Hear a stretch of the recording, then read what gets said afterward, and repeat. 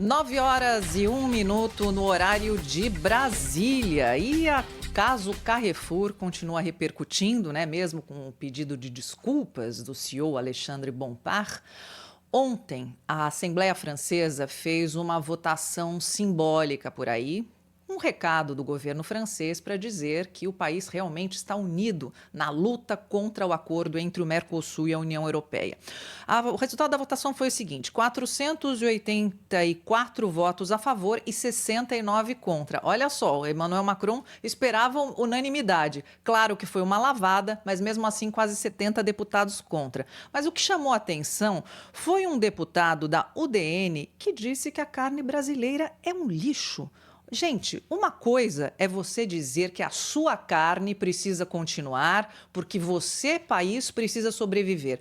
A outra é difamar uma carne boa, de excelente qualidade, que o mundo inteiro reconhece, inclusive a França. Então, esse assunto ainda está dando muito pano para a manga. Outra coisa, a França está trabalhando com o chamado veto de minoria. O que é isso? A França precisa de 4 países da União Europeia que somem 35% da população e, assim, o acordo entre Mercosul e União Europeia não será assinado. Portanto, a gente chama para essa discussão ele, Cláudio Zaidan. Zaidan, tudo bom com você? Como é que você acompanhou toda essa discussão, meu amigo? Oi, Sônia, boa tarde. Bom dia, Pedro, Cláudio, Thaís. O deputado aí é o Trebuchet, né? Você viu que ele é da UDN. A UDN sempre nos deu trabalho, UDN. né? A UDN Opa! sempre dando trabalho, né? Mas é o seguinte, bom, primeiro, com relação a esse papo do Carrefour, é aquela história. A empresa tem todo o direito de tomar as decisões que entende corretas. O que não pode é mentir, não é? O que não pode é inventar uma mitificação, porque nem há relevância no mercado francês para a carne brasileira. Mas isso se espalha. No mundo inteiro, os caras começam a dizer: olha, a França não está consumindo carne brasileira, tem algum problema. E mais grave, porque quem compra, vende, se informa, mas o consumidor final, ele fica assustado. O que vem para a cabeça dele é tem algum problema com a carne brasileira, né? Então, isso é uma irresponsabilidade. Claro que foi corrigido também, não é preciso ficar com pachequismos exagerados. Foi tudo corrigido, pediram desculpas, estava na cara, que era uma ação demagógica, não é? Para agradar os produtores franceses. Agora, essa votação na Assembleia, Sônia, que você acompanhou, é interessante notar que os 69 votos contrários, houve uma abstenção. Eu acho interessante como em alguns assuntos alguém consegue se abster, né? Porque o cara não tem posição sobre algo tão importante, né? Tão sério. Mas esses 69, não é que eles são favoráveis ao acordo. Eles votaram contra porque eles querem que o Macron adote medidas mais duras em defesa dos produtores franceses. Então foi unanimidade. Toda a Assembleia Nacional Francesa está dizendo não para o acordo com o Mercosul. Aí entra um problema que vocês acompanham bem, uma discussão antiga, que é a perda de soberania dos países europeus. A Itália, vira e mexe, tem uma reclamação: perdemos até a capacidade de fazermos nosso próprio orçamento. Isso agora é feito em Bruxelas, né? Ora, convenhamos, se um país não quer assinar um acordo, ele deve ter plena liberdade. A reivindicação dos produtores franceses deve ser separada da mentira, desse papinho furado de usarem questões ambientais e sanitárias para derrubarem um acordo. Os políticos é que estão mentindo, estão sendo hipócritas e sujos, porque isso é sujo, não é? Quando você inventa problemas sanitários e ambientais onde eles não existem, isso é sujo. Agora, os produtores franceses, eles têm razão, porque desde o final da Segunda Guerra Mundial, o que se construiu na Europa Ocidental é um sistema de subsídios para os produtores rurais, que é muito interessante, inclusive parte esse sistema de um raciocínio inteligente. Eles dizem o seguinte: olha, há pouco o Pedro, Thaís e Cláudio estavam falando sobre gastos públicos, né? E que é uma discussão urgente no Brasil. Mas eles chegaram à seguinte conclusão: se nós tirarmos os subsídios do cara que produz leite, queijo, azeitona ou azeite, vinho, esse cara virá para a cidade, porque ele não conseguirá competir. Ele virá para a cidade. Essa gente vindo para a cidade, para Nice, para Paris, para Lyon, custará em leitos hospitalares novos, mais saneamento básico, mais rede de esgoto. Você precisa ter mais planejamento urbano. Obviamente haverá mais demanda pelas ruas. Precisaremos melhorar o planejamento urbano. O custo final desse êxodo do campo para a cidade é mais caro para os cofres públicos do que o subsídio. Em Portugal, Cláudio conhece bem, são vários os produtores que, sem o subsídio, eles vão embora, eles vão para a cidade. Não há a menor condição de eles competirem. E olha, o país que é insensado, né, como aquele que mais se aproxima do liberalismo puro, que é uma mentira, os Estados Unidos, ninguém dá mais subsídio agrícola do que os Estados Unidos. Produtor de algodão, produtor de milho para etanol, eles têm subsídios pesados, como a indústria também tem. Nós já dissemos aqui, o Elon Musk, ele tem contratos com a NASA, com o Departamento de Estado, o Departamento de Defesa, que representam uma rede de subsídios, uso de dinheiro público para viabilizar projetos industriais. É claro que a própria internet nasceu disso. Só que depois você entrega para a iniciativa privada e ela vai conduzir de uma maneira muito mais competente. Mas a gênese é investimento público. Então, na Europa, os produtores dizem, espera aí, nós não vamos conseguir competir. E nós temos um sistema de subsídios assentado desde o final dos anos 40. E agora querem remover isso. Porque, é claro, se você leva os produtos do Mercosul para lá, com uma redução drástica e, em alguns casos, até zerando tarifas, eles não conseguirão competir. O que eu estou dizendo é que a reivindicação dos produtores agrícolas na Irlanda, na Polônia, na França, essas reivindicações são legítimas. O problema é a mentira, né? É o argumento falso para você não querer o acordo. A Alemanha quer, porque a Alemanha é um país industrial. Pela primeira vez na história, a Volkswagen está fechando fábricas na Alemanha. Isso é inédito. Eles precisam de novos mercados e precisam aumentar os mercados que já têm. Para a Alemanha, esse acordo é essencial.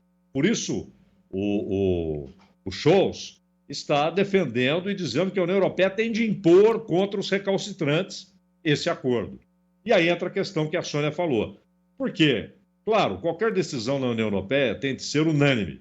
Porém, em 99, eles entregaram um mandato para a Comissão Europeia, dizendo vocês podem negociar acordos comerciais. Esse mandato foi dado por unanimidade. Na época, até o Reino Unido estava nessa. O que a França está dizendo é o seguinte: acordo comercial. A parte política e ambiental seguirá com cada país. E eu posso criar um entrave na discussão ambiental que inviabilize o acordo comercial. Por isso eles insistem tanto na questão ambiental, porque a questão ambiental ficará com as nações, ao contrário da questão comercial. Mas você pode travar todo o acordo usando a questão ambiental, e aí é com cada país.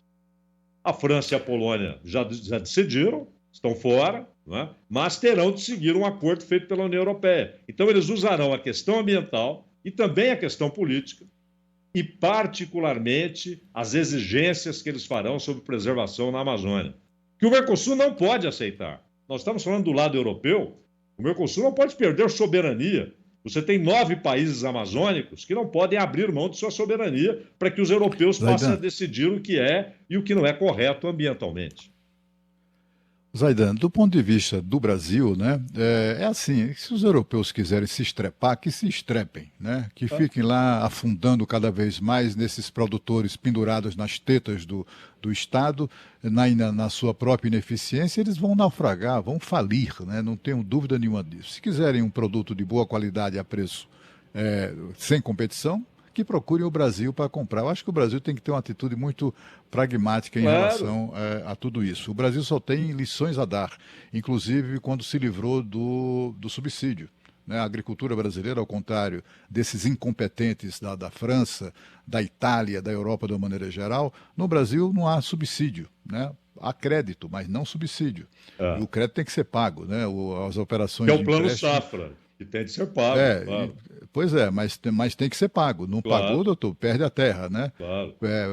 Plante e venda e pague, senão você Lá perde. você Perde tudo. tem uma grana a mais, Cláudio, para uma expressão bem da roça, não jogar o bezerro no latão.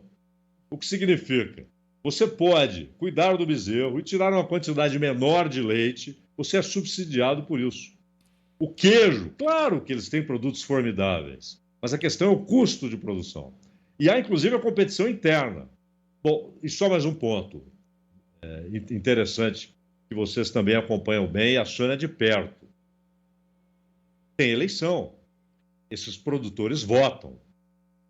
Vocês viram a surra que o Macron tomou na eleição europeia. Uma surra. Uma surra. A surra que o Scholz está tomando na Alemanha em todas as eleições, regionais e nacionais. Tanto que agora ele perdeu a maioria no parlamento. Ele terá de convocar, ele vai passar por um voto de desconfiança, provavelmente em janeiro, vai convocar a eleição, e hoje ele não teria nenhuma chance. A social-democracia não teria nenhuma chance de vitória. A Romênia acaba de mandar para o segundo turno uma prefeita desconhecida e um candidato que é eurocético, porque o que isso vai gerando, por exemplo, nos produtores franceses? Ódio pela União Europeia. Pô, o meu país não quer, o meu parlamento não quer, o presidente não quer, eu não quero, mas eu vou ter de engolir porque a União Europeia quer. Só que lá depois esse povo vai votar. E os eurocéticos vão ganhando terreno. E até aqueles que fingem ser eurocéticos, como Marine Le Pen. Exatamente. Mas quem vai ganhar voto com esse imbróglio? A Marine Le Pen. Então eles podiam devolver o dinheiro que a União Europeia investiu em cada país, né? Eu vivi em Portugal durante quase 5 anos. Naquela ocasião era primeiro-ministro o Cavaco Silva e se dizia que a União Europeia investia em Portugal por dia, a fundo perdido, 100 milhões de dólares. Mas um país que é do tamanho menor do que a cidade de São Paulo, você imagina o que é que isso significava. Claro, né? 10 milhões de habitantes.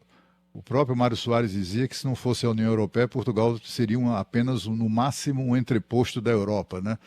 Mas, assim, o que a gente precisa observar do ponto de vista do Brasil é que o governo brasileiro, que anda declarando que, porque essa questão é uma questão superada e tal, lá com essa coisa do idiota lá do Carrefour. Mas, assim, do ponto de vista do governo francês, não. Claro o governo francês se comporta da mesma maneira, é hostil aos produtos brasileiros, para fazer demagogia com esses produtores agrícolas lá, os produtores do campo na França que são incompetentes, que são ineficientes, e também o parlamento, como se demonstrou ontem. E o Brasil continua fazendo de conta que não tem nada a ver com isso, né?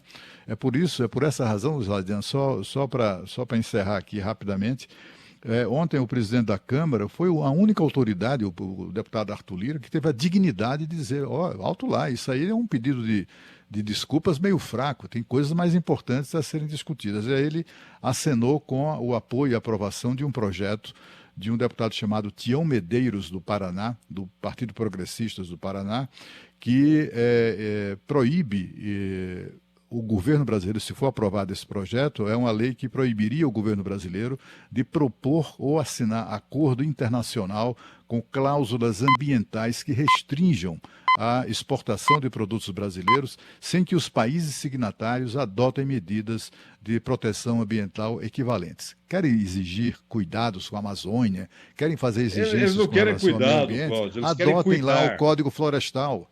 Adotem lá o Código Florestal, adotem a legislação ambiental brasileira. É o mais rígido do mundo. É o mais rígido do mundo. Mas eles não querem. De se cumprir. O problema deles não é a situação ambiental na Amazônia, mas que eles tenham controle sobre a Amazônia. E já tem, em boa medida. E só o último aspecto. O Brasil deve ouvir também os seus produtores, e não só os agrícolas. A indústria porque esse acordo terá um impacto na entrada de produtos industriais europeus. Depois de 15 anos, você terá 91% dos produtos industriais europeus com tarifas baixíssimas. E eles querem competir, eles querem, inclusive, que isso conste no acordo, que não haja preferência em licitações públicas para produtos brasileiros. Isso é sério, né? Então, o governo brasileiro não deve ficar no oba-oba. Que legal, vamos assinar um acordo. Vamos ouvir também os industriais brasileiros. Não é dizer não para o acordo, mas é dizer quais as exigências o Brasil e o Mercosul como um todo devem fazer até para proteger a sua indústria, né? O Zaidan, eu não vou fazer pergunta para não botar fogo aqui na conversa. Aliás, espera Já aí. que falou põe em botar fogo, essa Pedro, questão- agora pode Tava colocar. esperando. Essa questão aqui Eu sou geminiana. de União sou Europeia era ansiosa. só, Manda aí. viu, de Mercosul, era só para trazer um pretexto para os Cláudios aqui se encontrarem hoje. Exatamente. Saudações alvinegras. Saudações alvinegras. Agora, Acabou, Zaidan? Eu só espero que aquilo que o Weber chamava de abregação, é um termo do Freud, né? Que é quando você descarrega toda a tensão emocional. Isso é perigoso 4 dias antes de uma final de Libertadores, né?